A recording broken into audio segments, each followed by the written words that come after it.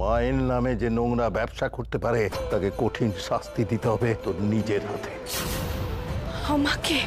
এই খড়গ দিয়েই তোকে শাস্তি দিতে হবে। আমি কি? গৌরী, গৌরী, কার সাথে কথা বলছো তুমি? এই যে ছোট, এ কি?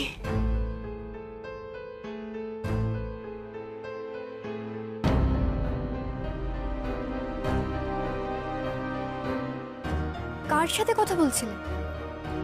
ওখানে তো কেউ নেই। বুঝতে পেরেছি, চারদিকে যা চলছে তাতে তোমার মাথাটাই খারাপ হয়ে গেছে। আচ্ছা শোনো, এখন এসব খাড়াটারা রাখো, দেখো কে এসছে। একটু দাঁড়িয়ে যাও, এক্ষুনি মন্দিরে আসছে। হ্যাঁ, আমি এটা রেখে আসি।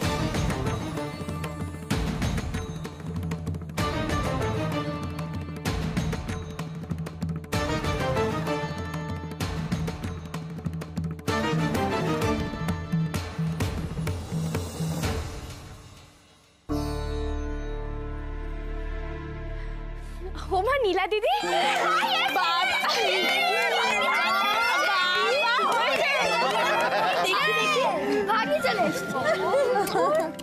আচ্ছা এবার তোদের শান্তি হয়েছে তো? কি বলবো নীলা দিদি, তারার তো সে কি দুঃখ তুমি চলে গেছে বলে। আর শুধু তারা কেন, আকাশ, চিকু সবারই ভীষণ দুঃখ। প্লিজ আমার কোলে একটু দাও না ভাইকে।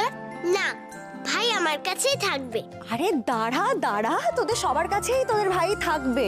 চিকু তোর কাছেও থাকবে, তবে আগে ওকে একটু বড় হতে দে, তার আগেই তো তোরা ঝগড়া করছিস নিজেদের মধ্যে। ও নীলা দিদি, তোমার ছেলেকে একটু আমার কোলে দাও না, মায়ের আশীর্বাদ নিয়ে আসি। এই না, আস্তে।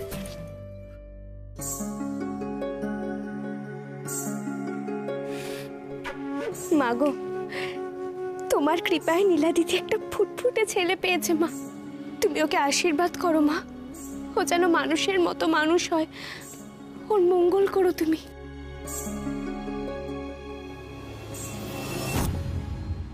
আপনি আমার কথাটা বোঝার চেষ্টা করুন। আমরা সত্যিই জানতাম না যে এইভাবে ফ্যাক্টরি বেচে দেওয়া হয়েছে। সেটা কি আপনি রসময় ঘোষালকে বলুন, তিনি কেন বেচে দিয়েছেন। আমি তো ওনাকে কপালে বন্দুক ঠেকিয়ে নিইনি, তিনি স্বেচ্ছায় বেচেছেন। এখন আর কিছু করার নেই। নমস্কার, আমি সুখময় ঘোষাল। আপনাকে আমি বিলক্ষণ চিনি, আপনি এত বড় ব্যবসায়ী। না, আমি অনেক দিন হলো ব্যবসার থেকে হাত গুটিয়ে নিয়েছিলাম। সমস্ত দায়িত্ব আমার ভাই রসময়কেই দিয়েছিলাম। ব্যবসায়ী যখন নেই তখন আর কিসের ব্যবসায়ী। দেখুন, আমাকে ভুল বুঝবেন না, আমি আপনাদের ব্যবসা কিনে নিতে কিন্তু রসময়বাবুকে কোনো রকম জোর জবরদস্তি করিনি। তাহলে এমনি এমনি বিক্রি হয়ে গেল বড়বাবুদের চালু ব্যবসা। আমরা নিজেদের ব্যবসা মনে করে এখানে চাকরি করি, ছোটবাবু বেচবেনই বা কেন? আমাদের ভবিষ্যতের কথা একবারও ভাববেন না? আপনারা তো ঘোষালদের কর্মচারী ছিলেন, তাই আপনাদের প্রতি আমার কোনো দায় নেই। আর না না, তা কি করে হয়? এতগুলো মানুষ, তারা তো আর জলে ভেসে যেতে পারে না একসঙ্গে।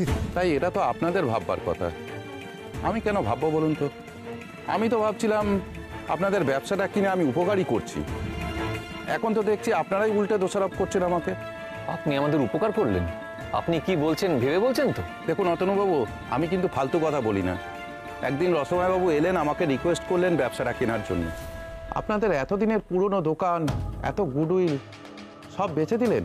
মানুষ যখন দুর্বিপাকে পড়ে তখন তাকে সর্বস্ব হারাতে হয়। এই সব কিছুর জন্য কাকা দায়ী। তুমি আমাকে বিশ্বাস না করে নিজের ভাইকে বেশি বিশ্বাস করেছিলে তো, বোঝো এবার। তোমাকে বিশ্বাস করার ফল আমি অতীতে পেয়েছি। আপনাদের ব্যবসার মধ্যেই ঝুটা রত্নের কারবার চলে। এবারের মেজ ছেলে অতনু ঘোষাল এই ব্যবসার সাথে জড়িত। আপনারা এগ্রিমেন্টটা দেখে নিন জেনুইন কিনা। প্রত্যেক পাতায় রসময়বাবু সই করেছেন।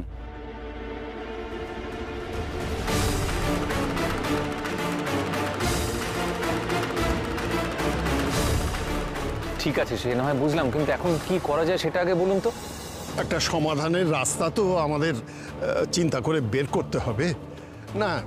শুধু আমাদের পরিবারের ব্যাপার নয় এটা, এরা সকলেই আমাদের বিশ্বস্ত পুরনো কর্মচারী। এদের তো আর ফেলে দিতে পারি না। একটা জিনিস হতে পারে, আপনারা আপনাদের দোকান কারখানা সবই বাইব্যাক করতে পারেন। যে টাকাটা আমি রসময়বাবুকে দিয়েছি সেটা ফেরত দিলে আমি আমার অধিকার ছেড়ে দেবো। আচ্ছা, ধন্যবাদ, আপনাকে অনেক ধন্যবাদ। এটা শুধুমাত্র আপনার মতন বিশিষ্ট মানুষের মুখ চেয়েই করছি সুকুমারবাবু।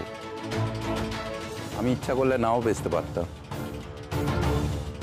কিন্তু বাবা, এতগুলো টাকা আমরা দেবো কোথা থেকে? জানি না কি হবে। মা ঘোমটা কালের যা ইচ্ছে তাই হবে।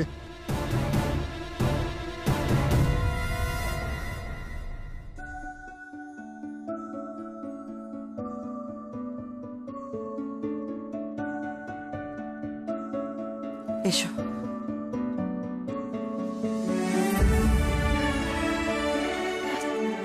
আয় মা।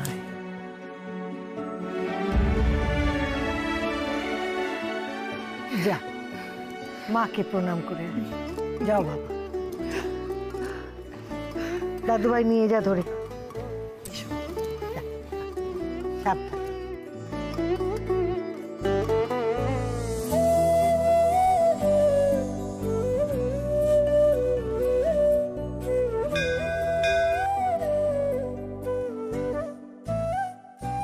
মা গো, আমি কত বড় মূর্খ মা। আমি নিজেকে দেবী মনে করেছি। আমি তোমার যে শক্তিশালী নিজেকে মনে করেছি। শুধুমাত্র বাবার কথা শুনে এত বড় মূর্খামি আমি কি করে করলাম মা? আমাকে ক্ষমা করে দাও মা। আমি তো জানি তোমার জন্য আমি আজ আমার জীবনে সব ফিরে পেয়েছি মা।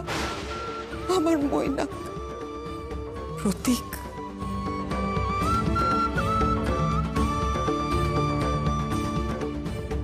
তোমার জন্যই তো আমি প্রতীককে আবার ফিরে পেলাম মা। আমি কি ভেবেছিলাম এই জীবনে আর কোনোদিনও ওর সঙ্গে আমার দেখা হবে? সব তোমার জন্য মা, সব তোমার জন্য।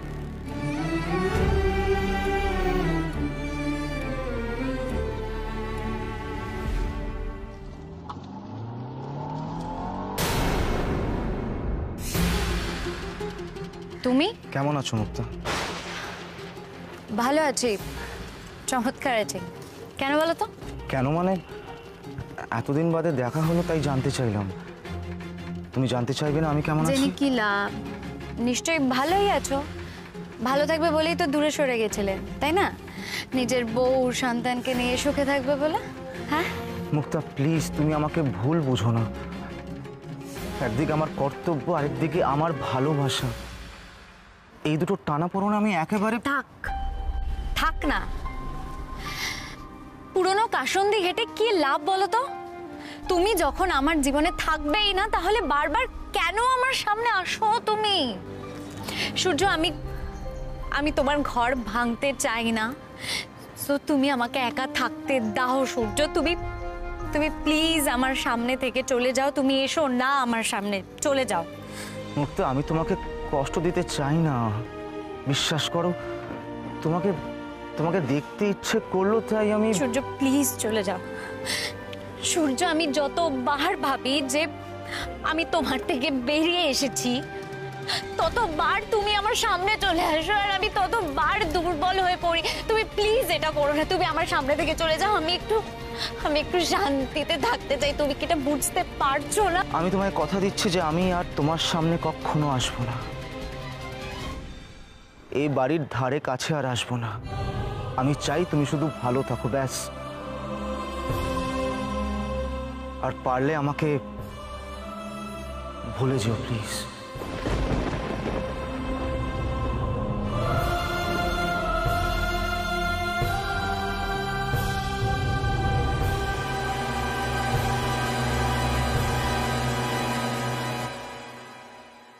এ কি মুক্তা, রাস্তায় দাঁড়িয়ে তুমি কাঁদছো কেন?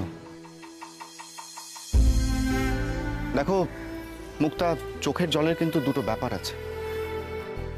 চোখের জল কিন্তু মানুষের দুঃখ, কষ্ট, দুর্বলতা এগুলো প্রকাশ পায়। আবার চোখের জলেই কিন্তু মুছে যায় মানুষের মনের যত কালিমা, যত দুঃখ, যত দুর্বলতা।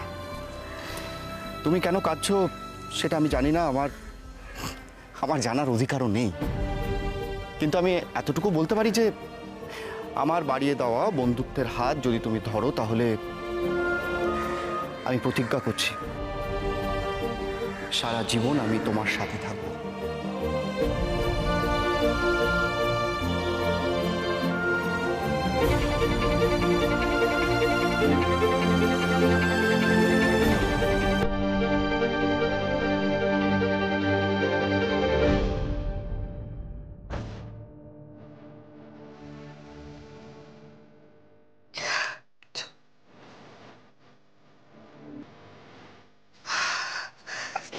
ঠিক আছে, ঠিক আছে।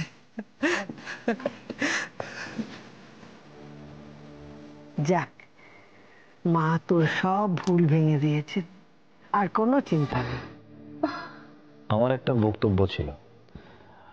বহুদিন ধরে একটা কাজ অসম্পূর্ণ হয়েছিল, আমি চাই সেই বহু প্রতীক্ষিত কাজটা আজকে সম্পন্ন করতে। তাই জন্য গুরুজনদের অনুমতি আর ছোটদের সম্মতি চাইছি। মানে প্রতীকবাবু, আপনি পুরো উকিলদের মতন কথা বলছেন, মানে উকিল মারপ্যাঁচ দিয়ে। একটু যদি মানে খুব ইজি ভাবে বলেন, আমাদের বুঝতে সুবিধা হয় আর কি। না দেবু, দেখো এই বাবু টাবুটা না ভীষণ ফর্মাল, মানে আই উড সিম্পলি লাইক প্রতীক দা। ওকে ওকে ওকে, ডান ডান। কিন্তু কেসটা কি? কেসটা খুব সিম্পল। বহুদিন আগে আমি শৈলজার বাবার কাছে শৈলজাকে বিয়ে করব বলে অনুমতি চাইতে এসেছিলাম, কিন্তু সেটা পাইনি। ভবিষ্যতে আর কোনোদিন যদি শৈলর সঙ্গে যোগাযোগের চেষ্টা করেছো, বা এ বাড়ির আশেপাশে ঘুরঘুর করেছো, বা তোমাদের এই পাপের কথা কাউকে বলেছো, তাহলে পরদিন আর সূর্যের আলো দেখতে পাবে না। সেই অসম্পূর্ণ কাজটা আজকে আমি সম্পূর্ণ করতে চাই, শৈলজার স্মৃতিতে সিঁদুর দিয়ে। তাহলে মৈনাককে আমার ছেলে বলে ভাবতে আর কোনো সামাজিক বাধা থাকবে না। যদিও মানসিকভাবে জন্ম মুহূর্ত থেকে ও আমারই ছেলে। আপনি শৈলজার মা, আজ কি আপনি আমাকে অনুমতি দেবেন? তুমি যেদিন আমাদের কাছে অনুমতি নিতে এসেছিলে, সেদিনে আমি মনে মনে তোমাকে অনুমতি দিয়েছি বাবা। ওর বাবার উচিত ছিল নিজের কথা না ভেবে সেদিনই তোমাকে অনুমতি দেওয়া। এইরকম একটা প্রস্তাব শুনে না বলার মতন সাধ্য আমার নেই। আমি তোমাদের আশীর্বাদ করছি বাবা, বিয়ে করে স্বামী সন্তান নিয়ে সুখে থাক মা, সুখে থাক। বাহ, চমৎকার। বিয়ের অনুমতি চাওয়া হচ্ছে সবার কাছ থেকে, কিন্তু যে পাত্রী তাকে একটা বারও জিজ্ঞেস করা হচ্ছে না যে সে রাজি কিনা। কেন কেন তোমরা এটা ধরেই নিচ্ছ যে আমি এই বিয়েটা করার জন্য রাজি? আমি তোমাদের স্পষ্ট বলে দিচ্ছি, এই বিয়েতে আমার আপত্তি আছে।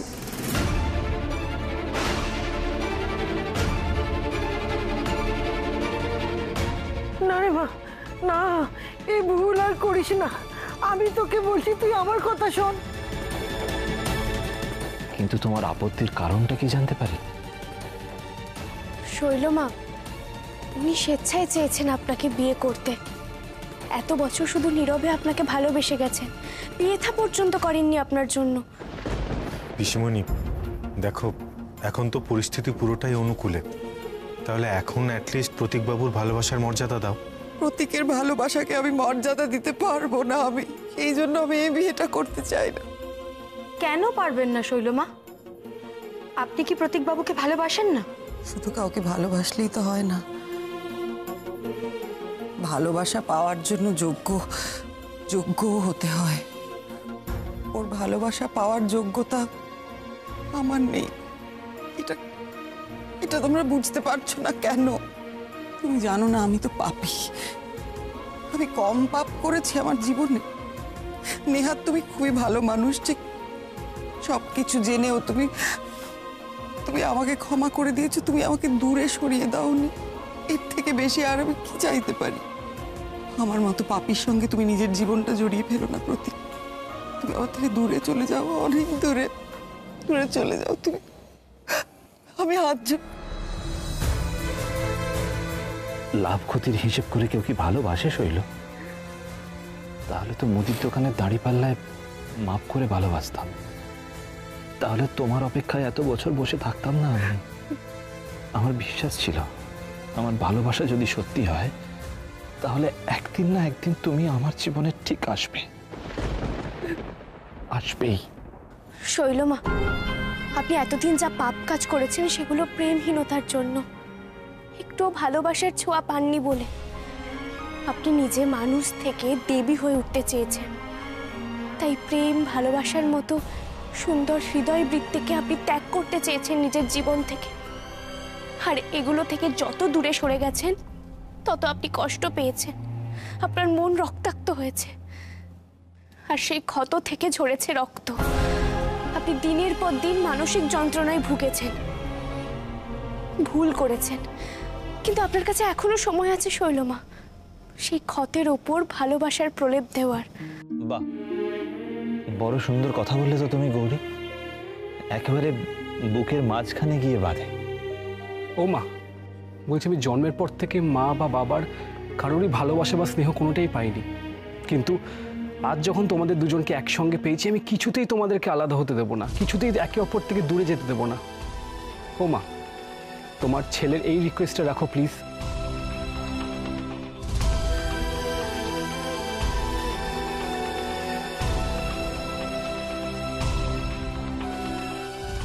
দেখেছো তোমরা, বুড়ো বয়সে বাবা মায়ের ভালোবাসা একসঙ্গে খাচ্ছি। এরম ভাগ্য কজনের হয়?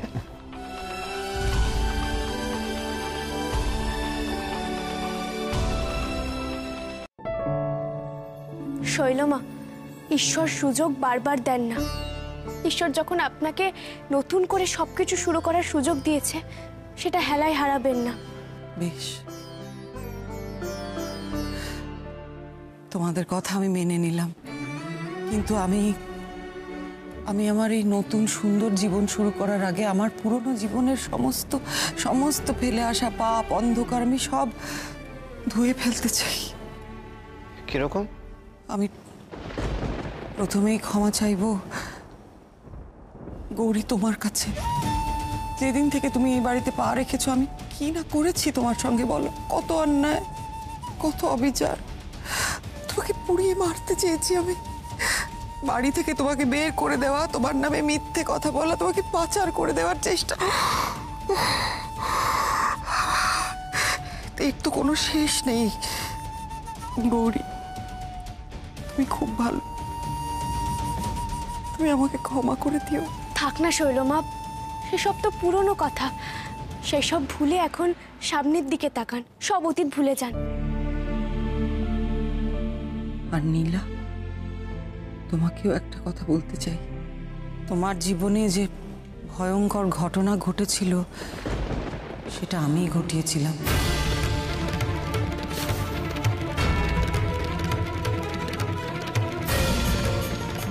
এটা সত্যি যে আমি তোমাকে সহ্য করতে পারতাম না, আর তাই আমি বাবার সঙ্গে প্ল্যান করে তোমার ক্ষতি করতে চেয়েছিলাম। আপনি শেষে এরকম করবেন আমার সঙ্গে শৈলমা? সেটা তো আমি কোনোদিনও কল্পনাও করতে পারিনি। শাস্তি দেবে তো দাও, শাস্তি পেলে আমি যদি পাপ মুক্ত হই আমি তাই করতে চাই। দাও না আমাকে শাস্তি। না শৈলমা, আমি শাস্তি দিতে পারবো না। কি করে দেবো বলো? মা যে আমাকে সবকিছু ফিরিয়ে দিয়েছে, আমার সন্তান, আমার স্বামী, আমার শ্বশুর বাড়ি, সবকিছু, এমনকি আমার হাতটাও তো ঠিক করে দিয়েছেন মা। যদি মা আপনাকে ক্ষমা করতে পারেন, আমি আপনাকে শাস্তি দেবার কে?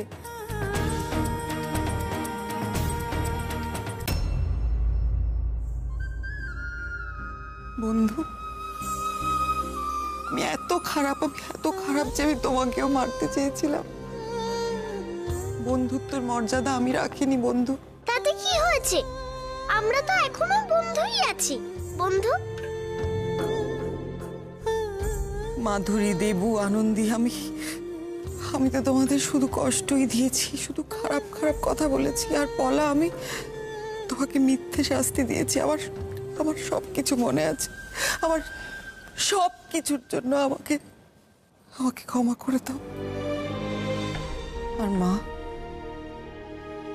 কি কপাল তোমার, তাই না? এমন একটা মেয়ে পেলে যে সারাটা জীবন শুধু তোমাকে কষ্টই দিয়ে গেল আর শুধু তোমাকে চোখের জলই ফেলালো। পারবে তুমি তোমার এই মেয়েকে ক্ষমা করতে? তোমরা পারবে?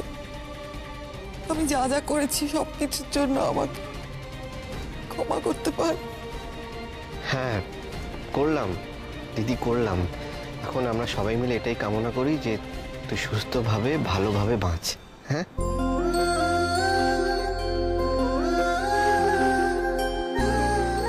আপনার মনের এই অনুতাপই আপনার মনের সব পাপ ধুয়ে দেবে শৈলমা। বলছিলাম কি, সবাই যখন ক্ষমা করে দিচ্ছে, তাহলে আমি কি এখানেই সিঁদুরটা? না না না, কখনো না। আমাদের বাড়ির মেয়েদের যেভাবে বিয়ে হয়েছে পিসিমণিরও সেভাবেই বিয়ে হবে। কি মজা তাহলে বলো, আমি নিজে আমার বাবা মায়ের বিয়ে দেখব।